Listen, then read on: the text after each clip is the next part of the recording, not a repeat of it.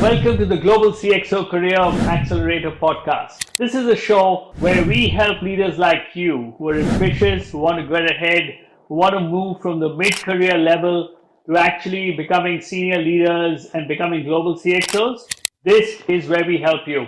Whether it's career advice, whether it's learning how to build executive presence, how to build your brand, how to work in this global environment. On this show, you get to meet and listen to leaders from around the world who have been there and done that, and they can actually give you great career advice. So if you want to be a CTO, a CIO, a CISO, a CDO, a CRO, a CFO, whatever global role you want, this is the show that you need to be listening to. And if you like it, please share it with your friends and let's grow this community together. Welcome again to the Global CXO Accelerator podcast.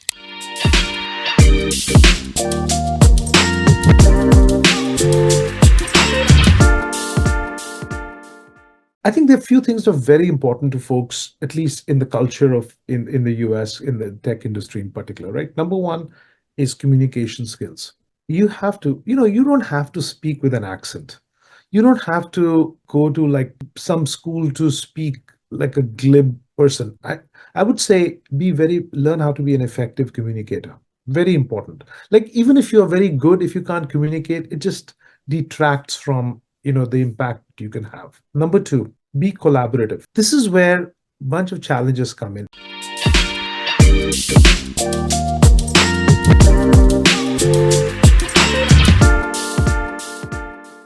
Why don't you just share your journey, so that let everybody get a feel of you. Journey, it started in India. I went to a school in India. I did my undergraduate at BIT Mesra, and then I came to the US for my master's. And this was in 1987. In fact, the little known fact is that when I was in college, I accepted a job at Wipro in 87, and I was in Bangalore for about 2 months as trainee in my job before I left that, and I came for my master's. So I got a taste of Bangalore in the mid 80s, which was incredible. I came here at a very, very interesting and I would say fortunate time. Pretty much computing was taking off. We were seeing sort of the advent of transition from this mainframe era into the PC era. And after completing my master's, I got a job at Microsoft. Microsoft at that time was not the the glorious giant that it is today. I was employee number 4000. This was in 1990, January 8th, 1990, a very cold and foggy day in Seattle when I started in my job. And I honestly didn't expect, I didn't know honestly what to expect. When you're coming out of college, you're I was on my practical training papers. I had no idea what was going to happen. And then stumbled upon this incredible ride that I had at Microsoft for 34 years. My first 3 chapters in my career there, the first chapter was working on Windows NT and networking. I was fortunate to be there at the right place at the right time, I guess, when they wanted somebody to work on the TCP/IP stack. This is, that time TCP/IP stack, which is really what the internet is, was really in the realm of the academia and research. And, this is now just coming into the commercial world. I was a software engineer, and I guess I got picked for that. In those days, we were working very, very hard. It was very common to work 70, 80 hours a week. And, those were the days you had to go into work. And so we pretty much lived in our offices. And, I know there's all these memes going on around how many hours you should work. And I mean, it's funny. I mean, the only thing I would say, just as a lesson that I can share is that, there is a phase in a life that you really have to work like that. But honestly, if that's how you end up working all the time, then you don't have a life. And hey, we are on this earth because we have a life and somebody has ordained this amazing thing to us. So, but did work on that. And I would say, that hard work in the early stage of my career really set me up for the rest of my career. And I'm not talking about material success. I'm talking about opportunity to participate in some amazing things that are happening around you and actually shape them. So that first 10 years working on operating systems and networking was really a very, very important point in my career. Of course, it helped that Windows became the main operating system in the world. The code I wrote ran on billions of computers, still runs on billions of computers. And then around in 2001, when Windows XP shipped, as mentioned in the video, we shipped Wi-Fi for the first time in an operating system. Now we can't live without Wi-Fi. But those days, the chipsets were hardware chips were not working properly, the standards were not working properly, and trying to get an operating system to work with Wi-Fi was just incredible amount of work, and also a big learning and humbling opportunity because we would have to get in front of Bill Gates and listen to him just beat us up about why the machine is taking longer to boot and this, that, and the other. But that was around the time then when Bill Gates was getting very excited about communications, and which is really what we are doing right now with Zoom. And so I was lucky again. I was tapped to start the communications business for Microsoft, and I started that from scratch. Today, Microsoft Teams is comparative to Zoom, what we are on, is a result of that work. It was a long journey during which I also acquired and ran Skype globally, and all that tech eventually made it into Teams. So that was my second chapter. And then on my own choosing, I would say the first two choices were made for me. I was assigned to work on Windows NT. I was interested in it, of course. And then similarly, assigned to work on communications. I was interested in it. But I was picked for that. For AI, I picked myself to work on AI. And that was my third chapter at Microsoft. And the third choice, by the time I got to the third chapter in my career, it was about what interests me, what I like, and I saw that AI was really going to be the most amazing technology, and I wanted a piece of it. So that was my third chapter at Microsoft. I retired a year and a half ago, or tried to retire, and realized that while I can participate in many things and positions on boards and so on, I still wanted to be pretty hands-on on some of the work that's happening in AI right now, and so I joined Qualtrics, who sort of really wanted me to help them on strategy in AI in particular. So here we are. Absolutely fantastic. I mean, it's amazing, Gurdeep. And you're very self-effacing, where you haven't told everybody that you invented the VPN. So tell us about that. That was I wouldn't say an accident, but I want to emphasize this, that, a lot what happens to you in your life is luck and fortune. And it doesn't mean that, you have no agency and you don't anything you do, but that is always a factor. So just to set the stage for you. So when I joined Microsoft in 1990, we would drive in, our cars and park, and we would see that regardless of the time of day or night, day of the week, the parking lot was full. So you ask yourself, why is the parking lot full? Well, there was no way to do remote work. There was no internet, and modems were very, very slow. So guess what? The first project I got to work on at Microsoft was building remote access over modems. So you could dial in to your work over a modem from your computer at home. So the first time we shipped that was the end of 91. And slowly we saw that as we deployed that at Microsoft and then started giving it to our customers, that as more and more modems lit up where people were calling in, the number of cars started going down, because people now actually thought, hey, I can buy a computer at home.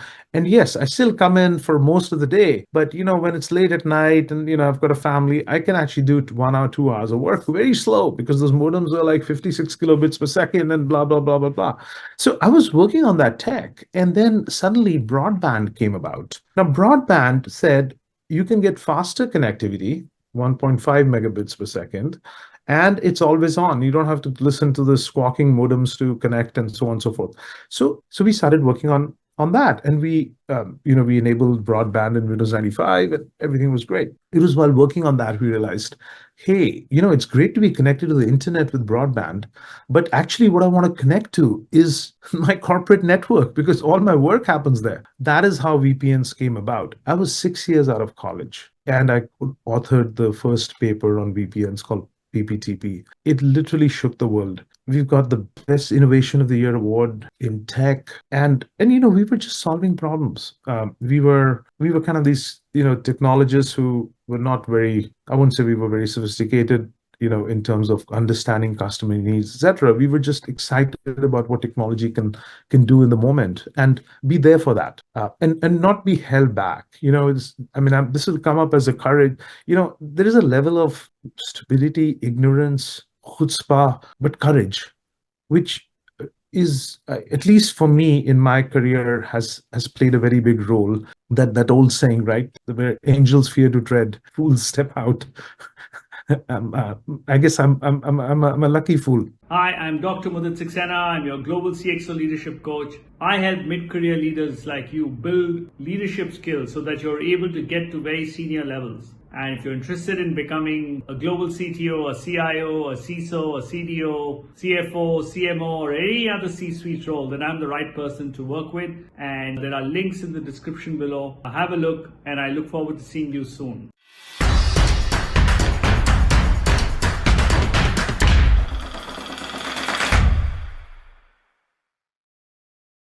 Yeah, but you're being very, very modest as usual, Gurdeep, and we're just so lucky, in the room to have you here and share that. But I think some takeaways that I see, right? People don't see the kind of work that goes behind. So the hard work that you've put in your initial career, and I'm sure it continued because it may not have been 80 hours a week, but it requires, right? So it's very much a question of what I sincerely believe, that fortune favors the brave. You've got to put in that work. You've got to be ready for that opportunity, and then when it's there, right? Because a lot of other people don't, get that. How come they don't? So, what do you think about that? I mean, I completely agree. I mean, hard work is a necessary but not a sufficient condition. Nobody, honestly got ahead without hard work. I can tell you that. If there's some lucky, random case, possibly, but that is no strategy that I'm going to get ahead without hard work. So you have to put that in. The thing that I would say is very, very important, and I hope so many people are wasting the time today listening to me. What takeaway is that it's when you're doing hard work, remove self-doubt. I found myself, coming from India, studying we had this the first year we had computer science at BIT offered in 83 when I joined. Our programs weren't very mature. I was not a very serious student. When I got into engineering college, I thought all was done, my life was made and all that good stuff. So, so when I came from a master's, it was a very humbling experience, and I had to really, really almost like go back and learn what I should have learned in the computer science program, just to get to a point that I was okay. I would say I understand what I'm supposed to understand when I go into my job. Once I got there, I was surrounded by PhDs from MIT and Stanford, and these were my peer group. So I said, okay, this is an incredible place. Now, either I can be intimidated by them and every moment, and trust me, there were so many moments that I could just spend, just be intimidated by them, or I'm going to say, listen, man, I'm starting at the ground floor here. There is only upside for me. And don't have self-doubt. Don't have self-doubt. When the hardest tech problems were, somebody needed to be solved, I would be the first one to raise my hand. And over time, I got these folks to, first I learned from them, and then I was a peer for them. And at some point, they were learning from me came later. But I'm saying at least I got to a place where I was a peer for them. Can you imagine the growth? But the only way that happened was because I didn't have self-doubt. Like you say, fools rush out where angels fear to tread. Fool number one, I'm going to go do it. When we had to do, encryption for VPNs, I mean, it was so difficult, this area. And on top of that, I was on a green card. I was not even allowed to, it was considered a trade secret. So the libraries that were actually doing encryption, I wasn't even allowed to look inside them. And I raised my hand to implement encryption for VPNs. Many, many, many sleepless nights went trying to debug problems that were there. Again, any sane person would say, God, this is crazy. Don't do this. You always have this voice in you. I'll do it. So I think there is a bit of that, this bit of a crazy maverick trait. And that, ability, I think what you said, something was very right? To take that risk, put your hand up, right? And offer to work on things which seem tough to everybody else. Yeah, and there is a risk of, you're always being judged. It's not that, when I say judged, this is very important, because I think I hope that this would be one of the takeaways from this talk. See, a lot of times we think that people are after us. Oh, they're just trying to, push me down, make a fool of me, see me fail. And, honestly, if you ever found yourself in a system like that, get out of it. get into a different system. But reality is that most of the time, it is that the system is there to generally let you succeed. Now, it doesn't mean that it's not observing you. It is always observing you and saying, how are you doing? So there is that risk that, you may fail, you will be judged. So you have to take that risk. But, at least for me, that sort of worked out, more times than not. Hi, I'm Mudit Saxena. I'm your Global CXO leadership coach. I help leaders like you get salary increases, promotions, and help you get to senior levels. So if you're interested in working with me, there are links below in the description of the video. I'll let you know how you can get started. Look forward to seeing you soon.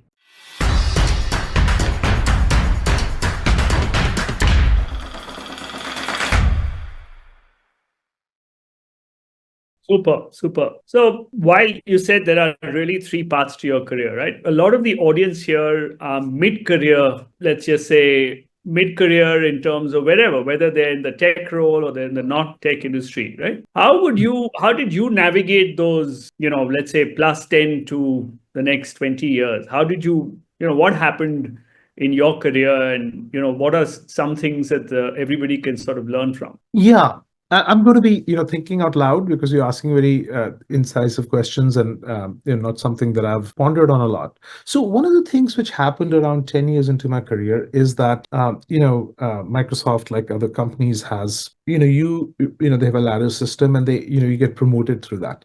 Now, the first 10 years, I was promoted purely because of my work, my technical work. Yeah, of course, my team sizes grew, etc. But it was really around, I was not known as, oh, let's promote Gurdeep because he's such a great manager. I mean, no, I was a pretty poor manager. I was learning that dimension as well, but I was not promoted because of that. I can promise you that, and I'm sure a lot of people will attest to it. I was promoted because it was my core work and the achievement and things that I was delivering on, and VPN was a big piece of that. Then I got to a point where the next stage would be C-level promotions. Now, this is a completely different territory, not a linear path.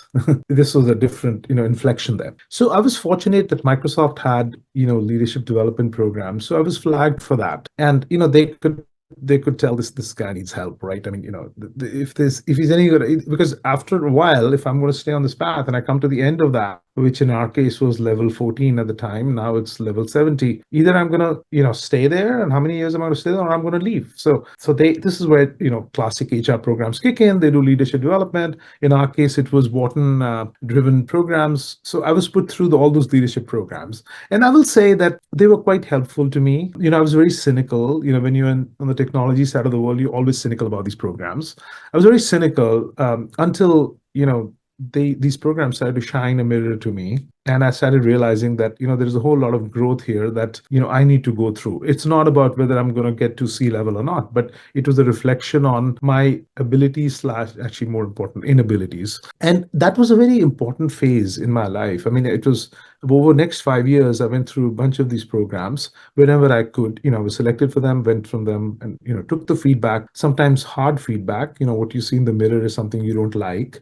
And your first thing is to dismiss it, but then you realize, shit, maybe there's something here. And then I got promoted to corporate vice president. That's 15 years into my career. And even that was not like, oh, wow, I'm a corporate vice president. So even then the next level of journey starts, where you have to deal with things and expectations and frankly, value systems that may not be natural to you, and you have to make decisions that, is this something that I subscribe to or not? Is this something I'm willing to compromise on or not? And that shaped the rest of my career. Super. So would that be somewhere around when you became the CEO of Skype? Was that one of the C-level part of the C-level growth? Yeah, I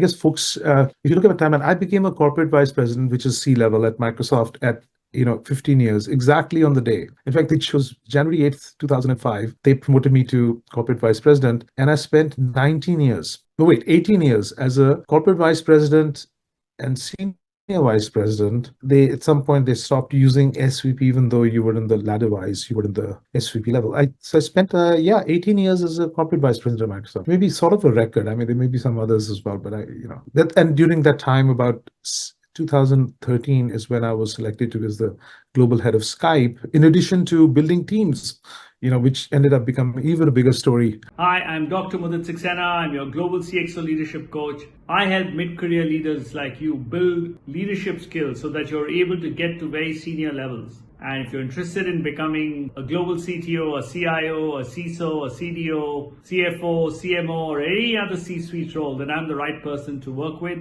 And there are links in the description below. Have a look, and I look forward to seeing you soon.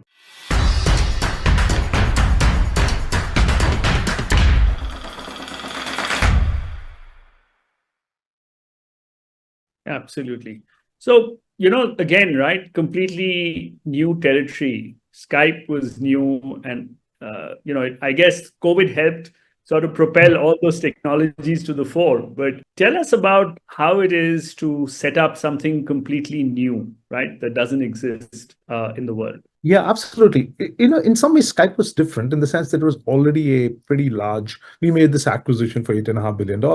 It was already a very well large established thing. So running that was a different piece of cake than starting something new. And I'll be frank, I'm much better at at starting new stuff and working with the ambiguity, etc., than even running steady state stuff. Because that is different kind of challenges, much more operational. The responsibility is incredible, right? When you run something like Skype. At one point, 40% of all long distance traffic in the world was going on Skype when I was running it. And one network crash or we had this moment where the entire Skype network started to melt down. And every paper in the world, every news, Skype is melting, blah, blah, blah.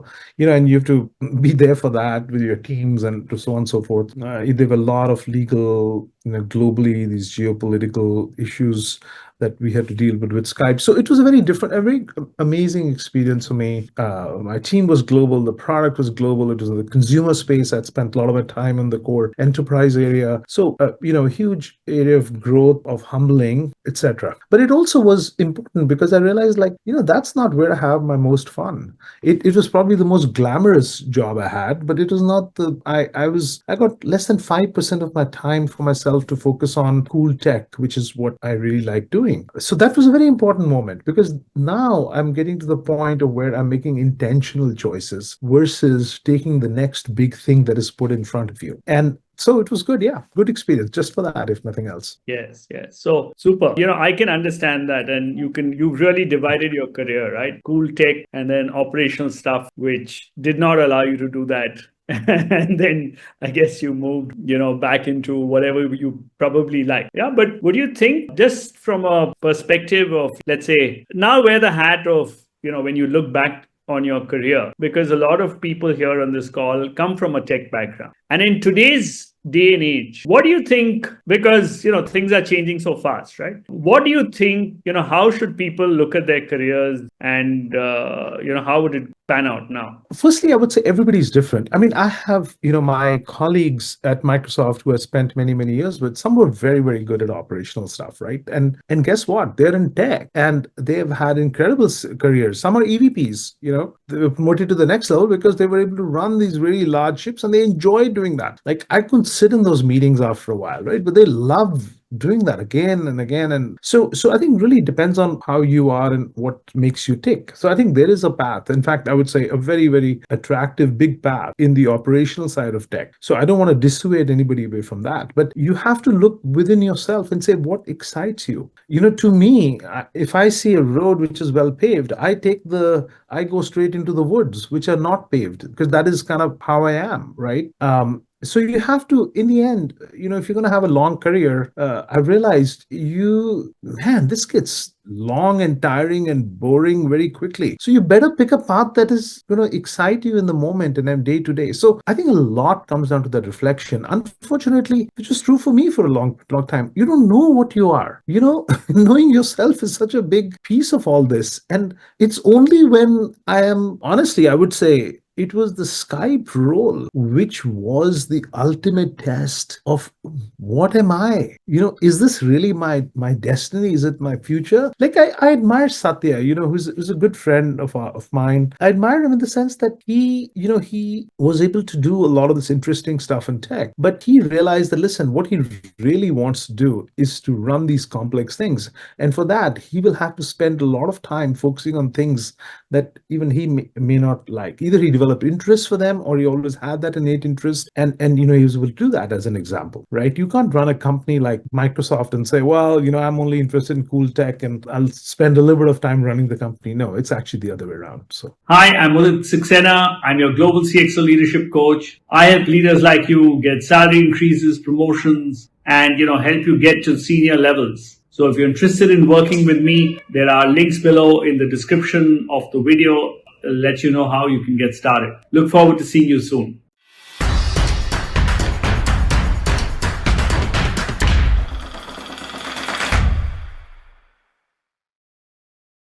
Absolutely. So I think what I heard from you was, one is reflection, getting to know yourself, what you're really good at, right? And there was a point earlier also where you mentioned that some of these leadership programs made you think and reflect. So can you just tell us a little bit about, what is it that really helped you move to that level? I would say the most thing, okay, I guess now that 25 years have gone, you got to look back and say, what did you actually remember? Because that likely was most meaningful to you. There is a book called Leadership and Self-Deception. I'm sure you've read it.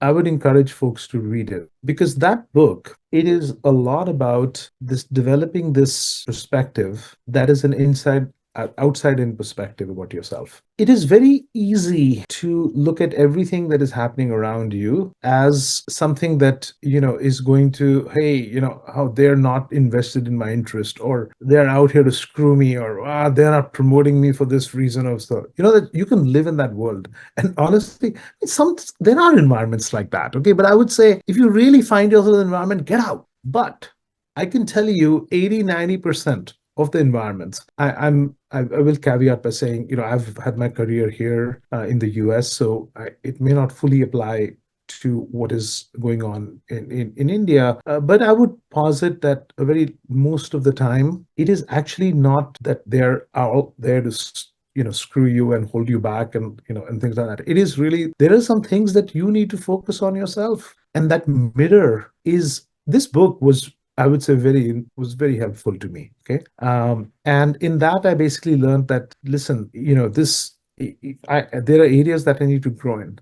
There are areas I think I'm all that. There are, I don't know some things that I don't know, right? Like, this awareness is very, very important. It's called leadership and self-deception. Great. So we've covered that. Now let's just say, let's look at the third part. I think this is the part you enjoy the most, right, in terms of AI. So what do you think is happening in the years to come? What's happening now, and what do you think is going to happen in the next few years? I don't think humanity has seen something like this. I mean, I run out of hyperbole, just talking about AI.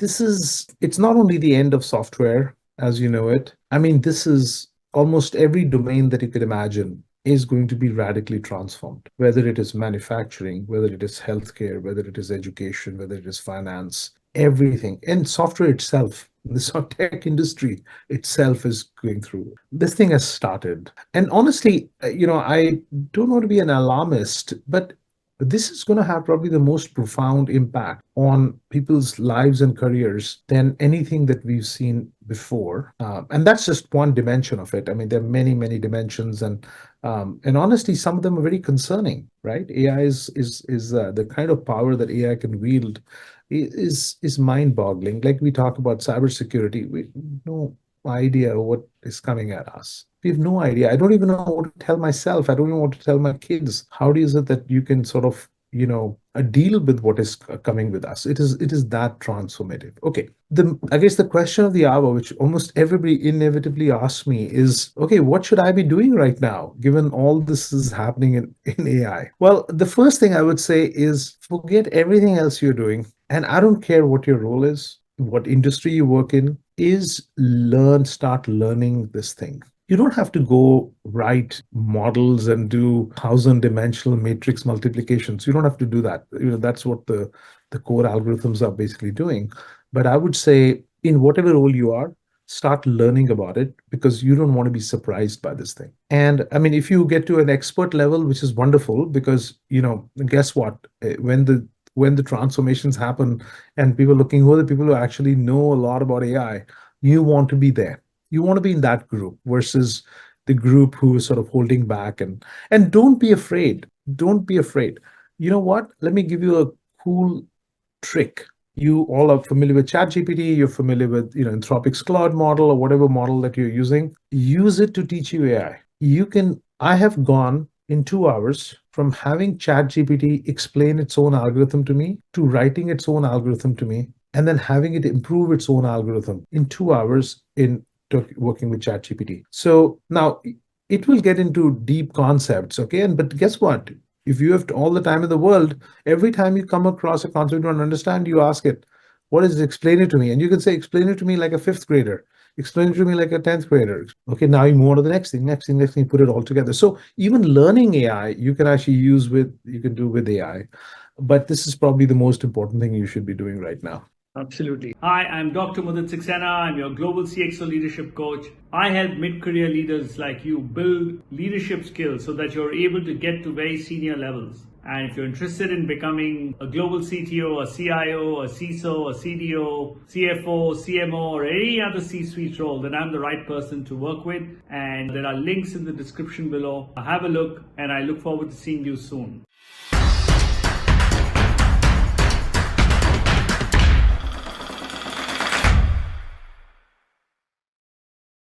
So if there are, let's say, three things that you would generally advise mid-career leaders in terms of tech, right? What are the three options? So AI is one of them. What else do you think are things that are going to be the future? Well, I think a lot depends on what areas that you are, focused on, right? Like these general areas may not be as relevant to you. Like if you're working as mid manager in a bank in the tech department, right? I mean, what is going to be? Well, I guess maybe cybersecurity would be a very important one, which I think is fairly general. AI is of course is, but cybersecurity is a pretty general one. After that gets a little bit more specific, right? For example, we are seeing a massive re-architecture of hardware. We built 70 years, the software industry basically progressed along fundamentally the same architecture for hardware, and that is now changing. It's moving into these so-called neural architectures, which sort of mimic the brain and so on, but also moving towards quantum computing. And quantum computing is a whole interesting new area, which is fascinating. If I could go back and study more theoretical physics, yeah, I think it would. I wish there was ways that this such an interesting topic could have been made more accessible for us because that is now enabling. The very simple way to think about hardware and evolution of hardware is that we kept making wires smaller and smaller and smaller, putting more and more transistors inside a chip. Okay, today the manufacturing process is about 3.5 nanometer of the wire. This is why you can have billions of transistors onto a small chip. The width of a silicon atom, you're basically about 10 to 15 times the width of a silicon atom now. The wires are that thin. At this point, physics starts to the physics of this thing starts to become a big limiter. So if you can't make the wire smaller, what do you do? Because you're dealing with, you get inside the atom. That's where quantum physics comes in. So we are now, and quantum computing is a pretty big trend. There's some breakthroughs happening. The moment that breakthrough goes through, I think we will see another massive step up in capability. So yeah, if I had to pick, I would say hardware evolution, cybersecurity, and of course AI. Fantastic. So I think those are the top three that and there's associated underlying with all that is also a lot of data science. Is that a thing of the past, or do you see that also moving along with something as important as these three? Well, I think data science is a horizontal capability. I think, like, for example, most of the jobs around in the world of AI are going to be data science jobs because we don't need as many people to write the algorithms. There is going to be 1,000 people in the world who will be writing AI algorithms, good AI algorithms. I'm saying 1,000, maybe it's 5,000. That's it. Okay. Because we don't need that many models in the world. And those my advice would be don't try to be one of those 5,000. They are Most of these folks are, gifted beyond, in some cases, because of their, some have Asperger's. I mean, they're on the spectrum. They're incredibly gifted people. So put that aside. The rest of the people, what we are going to be doing is largely going to be data science, because you'll be evaluating what the models are producing. You'll be interpreting at times, keeping an eye on what is happening with AI and what the models are producing. So I would say data science is a very relevant skill set in this new world that we're going into. Okay, super. So, we see a lot of people, spending time upskilling in terms of certifications and things like that. It's a very Indian kind of bias, right? You keep learning, and that's good. But there's always that balance between getting certified and then being seen as ready for a role that's more senior, right? Because let's say everybody has a master's in data science, everybody has the same level of knowledge on cloud, everybody has the same level of on cybersecurity, the normal, right? So information is going to be is no longer really, I think, something that you can keep away from people, because everybody will have access. So what then do you think will help people go up the ladder?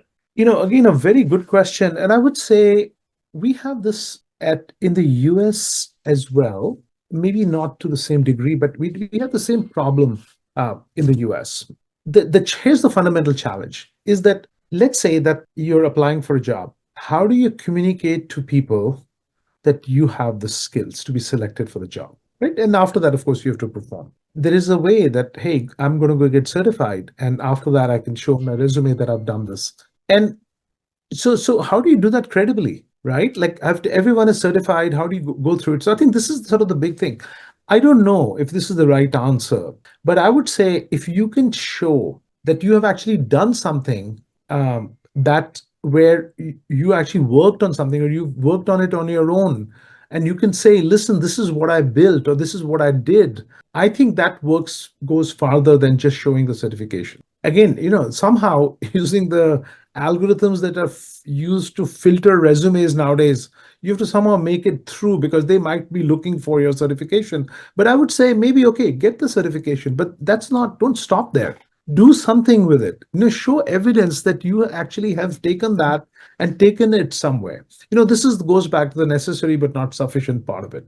So, again, I think a lot of folks who are listening to this come from diverse industries and diverse roles. So I can't give any general answer which is going to be be useful for them. But I would say, just think about this. Okay, you've got the certification. What more can I do to show that I actually have learned a lot from this and I've applied it? And oh, by the way I've applied it is actually very interesting. So that would then communicate to people that, listen, you're just not another person in the resume, right? With this resume, everybody can actually get that. Here, at least, they use proxies, right? Which company have you worked for? What did you do when you were there? They'll ask you precise questions, and they'll figure out, okay, this person knows his stuff because he's done this or not. But I guess it's a problem when you have so many people applying, and with similar sort of skills. So figure out a way to break past just the certification. Hi, I'm Dr. Mudit Saxena. I'm your Global CXO leadership coach. I help mid-career leaders like you build leadership skills so that you're able to get to very senior levels. And if you're interested in becoming a global CTO, a CIO, a CISO, a CDO, CFO, CMO, or any other C-suite role, then I'm the right person to work with. And there are links in the description below. Have a look, and I look forward to seeing you soon.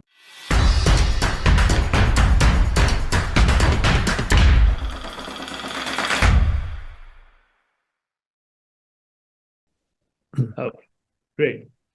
One other thing we see as a trend is that there are a lot of GCCs which are moving to India, right? And because of the talent or for low cost reasons or whatever. Now, that's an opportunity for a lot of people in India. So, what is it that, let's say, the US looks for where it opens a GCC, and how do Indians working there, really shine? because many of these corporations are very US centric. So, how do people shine in GCCs? What do they need to do, and how do they align with their global counterpart? I think this is a good question. I'll share my perspective. I don't think, either this is complete or may not be even fully accurate. But what would I look for? Because I've had teams in India for the longest time, and had some very good teams, had some challenges there, no different than any other site in the world. But let's pick India in particular. I guess I can speak to that as an insider. So so please, give me that latitude here. I think there are few things that are very important to folks, at least in the culture of in the US, in the tech industry in particular, right? Number one is communication skills. You have to, you don't have to speak with an accent. You don't have to go to like some school to speak like a glib person. I would say learn how to be an effective communicator. Very important. Like even if you're very good, if you can't communicate, it just detracts from the impact you can have. Number two, be collaborative. This is where a bunch of challenges come in. I'm not, and let me try to play them out a little bit, and then we'll sort of talk about it. So in collaboration, what happens is this, is that you're working on something, your idea doesn't get picked, and next thing you are defending it, and you're kind of slowing everything down. I mean, you have to learn how to listen. I'm working in a group. I mean, my idea may not be picked most sometime. It's totally okay, right? Don't get into a squabbling sort of an environment. That's typically another important. So collaboration is very, very important. Don't get into this thing where, oh, it's my idea and I want to be recognized for it all the time and all that.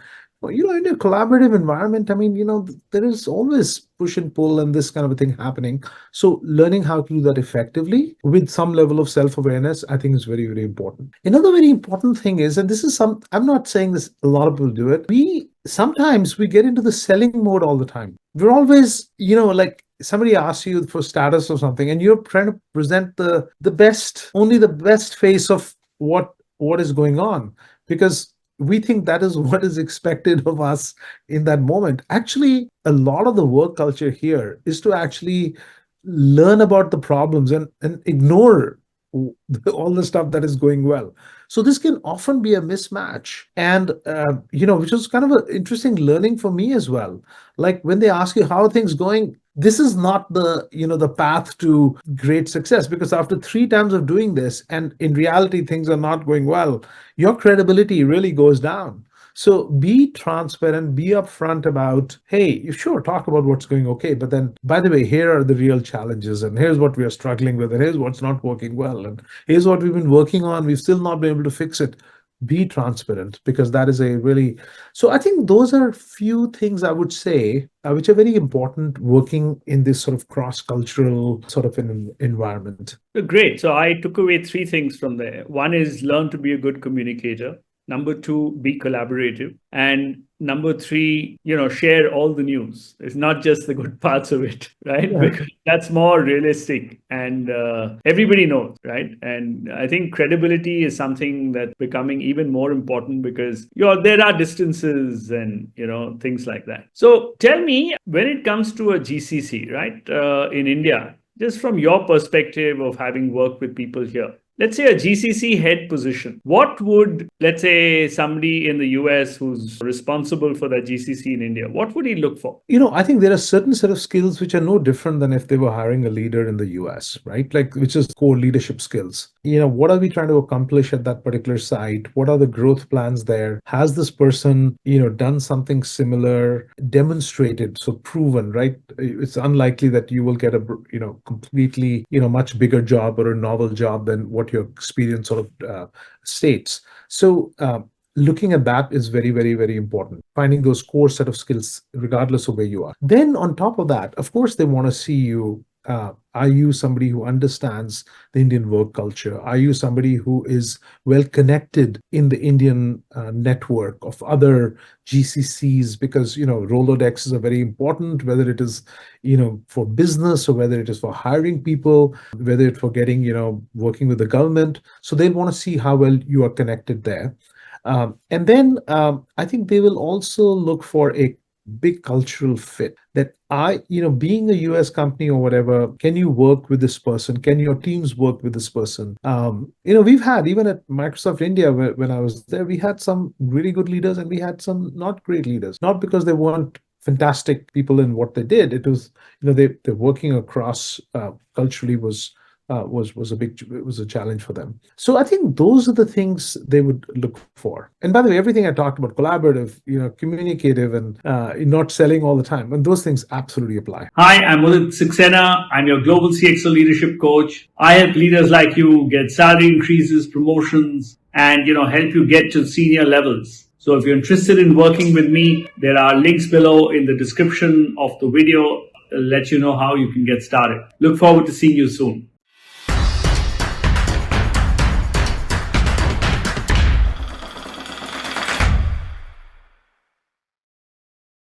Absolutely. Great. So you added to that, the network, the understanding of the culture and the ability to get things done. So that, and of course, like you said, the cultural fit. Fantastic. Now, let me just take a few questions because I can see the chat buzzing, and I requested everybody to put your questions in the question box because there's no way, I can look at the chat and now figure out what is there. Okay. So I'm just going to pick a few and in good Indian style. So you've got used to some of this, right? So here's a question from Sandeep. It says, what certifications may be a good fit to AI, QPS, or MLOps related to cybersecurity, or any recommendations for an MTech in AI? I think he's looking at two options also. I don't know the specifics of ML ops and AI for cybersecurity.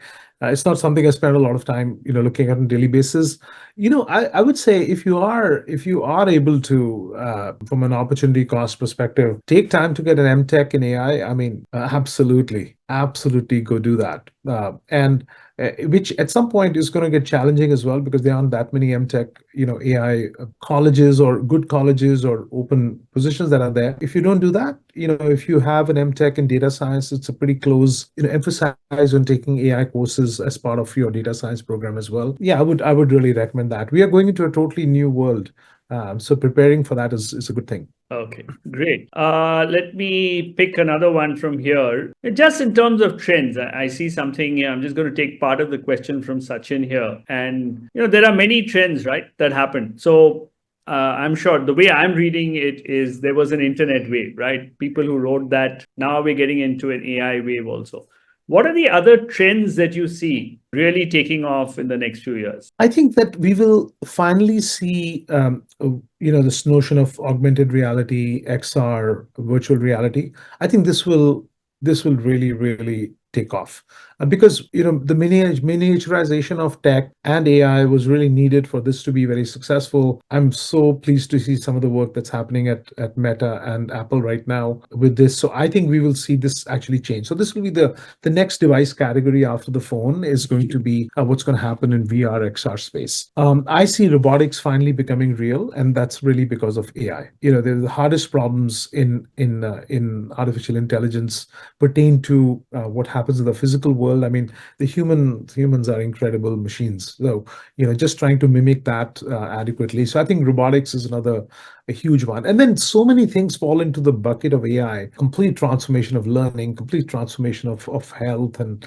holistic health and so on. Yeah, those are some of the things I would say. So here's some of the people in the group here are all aspiring to get to that C level, and they want to do that. So they're looking for some advice. What's helped you. I mean, you shared that very clearly. But generally, you did touch upon it. But anything you'd like to share in today? What do you think, let's say, people would look at when they're looking at mid-career leaders to move into that level?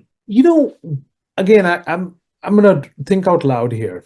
So let's say that you are in a corporation and in the level band that you're at, there are 100 people. And let's say that only 10 people are going to make it into the next level band. Okay. What is it that is unique about you that you'll be picked for that? I mean, that is really sort of to distill the question. What is it? Because, honestly, there's that band, and then the band after that, they're going to pick one out of the 10. And so you're on this path. What is it that is unique about you? And I come from, and I'm biased in this, that ability to take risk often becomes a dimension that differentiates you from others. Everybody has same certifications, same number of years, same number of successes. Are you able to take more risks?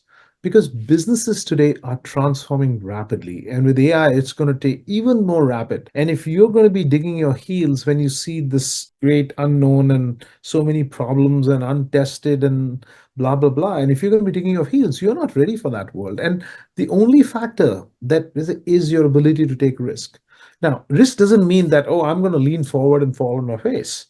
Risk means that, you are made up in a way that you you seek risk, but then you manage risk while taking risk. And that is a disposition which I think can be very helpful. Hi, I'm Dr. Mudit Saxena. I'm your Global CXO leadership coach. I help mid-career leaders like you build leadership skills so that you're able to get to very senior levels. And if you're interested in becoming a global CTO, a CIO, a CISO, a CDO, CFO, CMO, or any other C-suite role, then I'm the right person to work with. And there are links in the description below. Have a look, and I look forward to seeing you soon.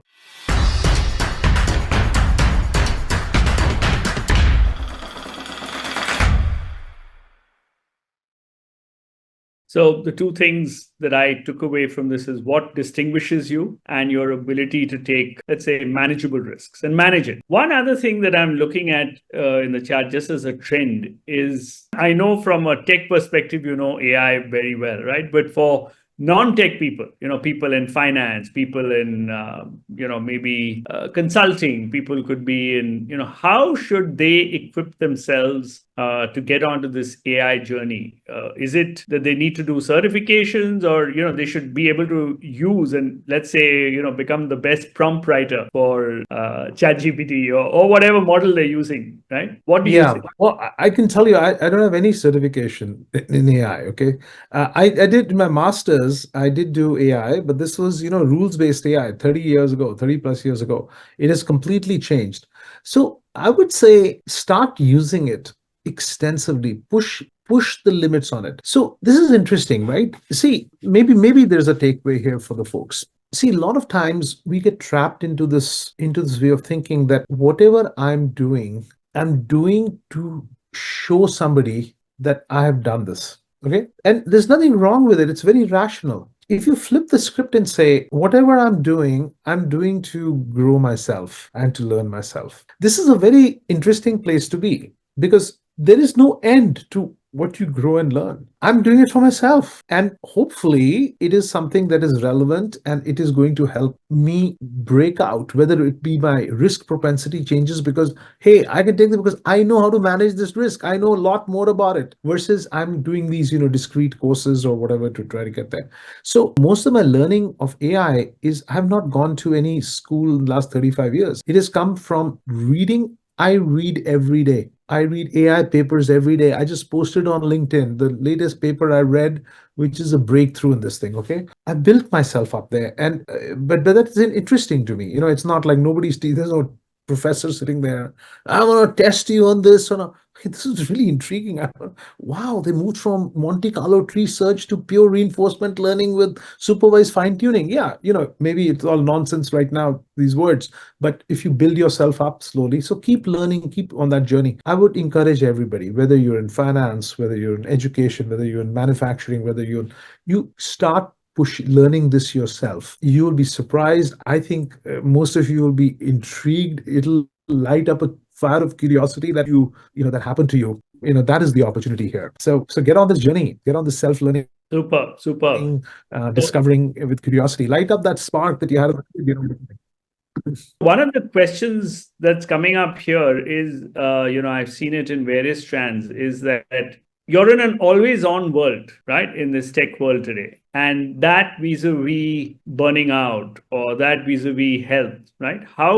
What advice would you give to people? Because you really spent, right? You spent and you worked really hard too all these years. How do you suggest people sort of manage to keep this balance between working and health? Yeah, well, I think, there's no question that health is probably the most important thing. And, anytime you have a trade-off between your health and anything else you're talking about, career, etc., Like, there's no question you should prioritize your health, because that's the only thing which guarantees, your how long you can continue on this journey, in your career or in your life. So that's a very easy one. But I think that there are two things I would say, right? One is that you have to get to a place of intentionality. You make whatever choices you're making, you have to make with intention, that I am doing this. And oh, today I am trading off. Today I'm not having dinner with my family, but I'm doing it intentionally because I'm trying to achieve this. But because if you put that very important check in place, it is true. You may not be having dinner with your family every day, but you will have dinner with your family most of the days, because you will evaluate whether this other thing that you need to spend time on, is it really that important? Does it meet the bar of you actually trading it off? Right? So bring intentionality into what you're doing. Don't assume that everything needs to be done outside of your core hours. Some things need to be done, and you'll have to be there. Like, when OpenAI had the fuel management crisis, that was the weekend. I mean, Satya, he worked nonstop. This happened at 11 a.m. on a Friday. That thing went down, and he didn't. He worked nonstop till Tuesday, the next, the 4 days that were there. Like, because that was he had to do that. Okay, but that doesn't mean that every weekend, every this thing, he's working like that. So be intentional that this is something. The second thing I would say is that, I'll tell you, I found that when I'm working on fun stuff or things that I really like, I don't burn out. I burn out when I'm doing, sorry, shit work and things I don't like, whether it be, in my case, it's like some of the crazy operational scorecarding and blah, blah, blah, blah, blah. I'll burn out like in 4 hours, let alone 12 hours, right? On the other hand, if I'm working on cool stuff, sometimes 16 hours will go by and I'm, still at it. So I think there's that other piece. So figuring out how you get to, work your way into things that you really like to do. And then secondly, be intentional. I think those are some ideas, but, this is a struggle, and, you'll have to find your balance in some ways. Hi, I'm Dr. Mudit Saxena. I'm your Global CXO leadership coach. I help mid-career leaders like you build leadership skills so that you're able to get to very senior levels. And if you're interested in becoming a global CTO, a CIO, a CISO, a CDO, CFO, CMO, or any other C-suite role, then I'm the right person to work with. And there are links in the description below. Have a look, and I look forward to seeing you soon.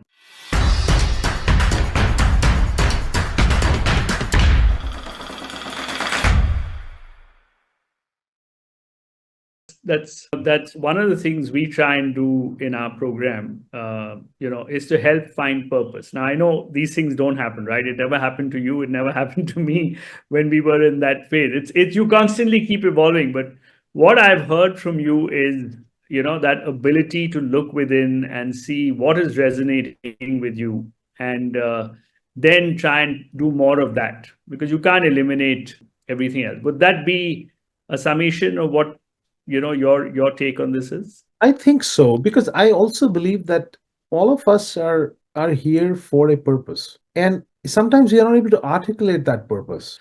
I can get philosophical and say, my purpose in life was to let people be connected all the time from wherever they were, and that's why VPNs were invented. Okay, it's a bit of a leap, but I can tell you, if the way I worked at it was, I liked doing it. I liked that aspect of exploring and pushing technology and creating these things. Yes, in the end, they contributed, but I'm saying sometimes, we don't even need to understand the grand design and our place in that grand design, but we have to go back into our innate abilities, and each one of us are equally gifted and equally capable. We just have to connect back into it and then do our thing, do our karma. The magic happens. Yes, absolutely. When I think when you sort of do things that, very much part of your vein, right? Which really light you up. And I think then it's no longer about, just slogging it out, but it's more about your own interest. I think that's an effective piece that every leader, I don't think it happens early on in the careers, because all of us strive to, just make the most of it. But I think some point in time, I hope the penny drops for everybody because not everybody's lucky to get there. One other thing that's coming out is, Gurdeep, I know we're a little over time. If you're okay, one last question. Can I see? There are people who are, like you said, right, very much like you, who are very the discovery or a tech mode kind of thing, vis-a-vis the operational role which you sort of identified. Do you think people need to get a bit of both along their careers, or they should just be like, say, let's say, today there's also pure tech roles like a principal tech engineer, right? Or, there are roles which look at you, purely from the tech thing, right? What is your take on that? Again, everybody is very different. If you go to, like, for example, I look at Microsoft Research, there are folks who are just focused on invention and discovery. And this is their job. They're not expected to do anything other than do invention and discovery and publish a paper. Okay. And that they are very skilled at it, and they're very narrow and deep. Okay. Then there are folks who are sort of inch deep and a mile wide. Okay, they are operators. They can operate heavy machinery. They can operate large data clouds. They can operate whatever. They're just operators. Okay, they don't care about what are they operating. So there are folks who are there, and I would say the fun may be more in the middle, where for some people, one metaphor we use is you're building a product and you got version 1 of the product, 2 of the product, 3 of the product. And then you have version 4, 5, 6, 7, 8, 9, 10. If you look at Microsoft Office, okay, I mean, this thing was started 25 years ago. They were version 1, 2, and 3, which were very, very, very, very interesting. And even the hard problems had not yet been solved, and so on and so forth. There were a set of people who were very good at that. Now, they had to have some level of operational capability, but they were much more about solving unsolved problems. Once you got to version 4, 5, 6, now this is much more incremental, much more operator driven. And the definition of the task changes from creating something to operating something, and you have to be much less risk. You can take much more risk in this phase than you could take in the first phase. So this is where you now will opt in based on who you are, what your profile is, what makes you. If you're too anxious with new risk stuff, you won't do well in version 1, 2, 3, but you'll do very well in version 4, 5, 6. So I think that's where you get to opt in. Hi, I'm Mudit Saxena. I'm your Global CXO leadership coach. I help leaders like you get salary increases, promotions, and help you get to senior levels. So if you're interested in working with me, there are links below in the description of the video. I'll let you know how you can get started. Look forward to seeing you soon.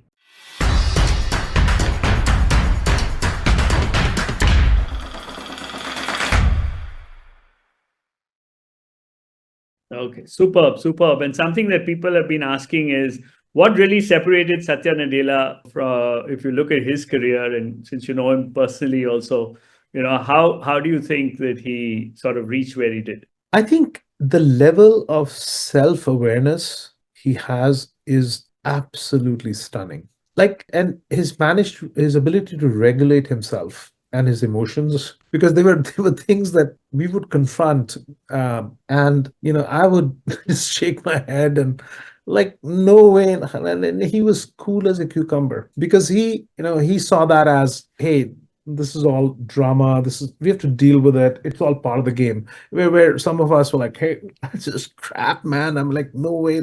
So I think that's one thing, self-awareness, and the second thing is he has managed to balance this whole, this curiosity side and the operational side in a very good way. And that doesn't mean, by the way, that he has suddenly become skilled at both. Like, he's again very aware. So, he knows that sometimes he leans more towards curiosity and new stuff. So he made sure that the people he built around him are the ones who can operate the machine very well. So, it's all about picking that, clearly a very gifted, humble, capable person. Okay, great. Gurdeep, I could go on and just not stop talking, but I know you're busy, and you've got so many other things. I really want to thank you on behalf of the entire audience here and the community. I think they've got a peek into, so if you can just share your, I'd like to tell you can just see what everybody is saying in the chat box about, how inspiring it's been. And thank you so much. Really, I mean, this has been really, really amazing, and I'm sure everybody has learned a lot today and are truly so much blessed to be here. So thank you once again, and hope we can connect sometime later on. Okay, take care. Thank you. Thank you so much. Thanks for the opportunity, and all the best to all your folks who are in their careers, and really the best of them.